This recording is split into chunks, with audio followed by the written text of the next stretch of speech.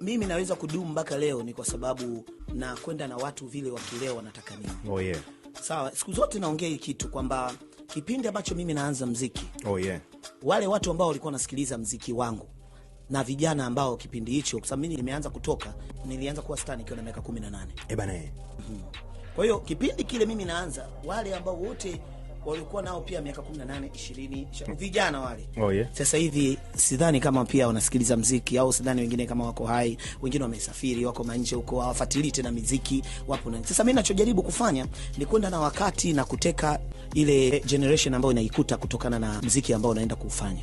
Watu wengi hawajuagi. Unajua mimi naweza kuwa ni sio msanii ambaye naimba sana. No. Watu waelewe kutofautisha kuimba sana na kwenda na wakati na kwenda na wakati na jinsi muziki unapoenda. Sio kama wapo wasanii wanaimba kushinda mimi, lakini walishindwa kusurvive kwa sababu walishindwa kwenda na wakati. Oh yeah. Na hilo ndo kosa kubwa ambalo wasanii wengi wa zamani, hata kwenye mavazi.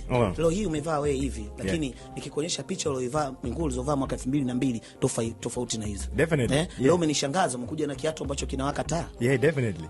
Yeah. Mimi kimenishangaza, ushaelewa? Yeah. Sasa mwaka 2002 uliweza kuvaa hicho viatu ambavyo vina nani, au uliweza kuvaa kofia hiyo Superman sio nini? Wewe kipindi hicho kulikuwa hakuna hivyo vitu. Yeah.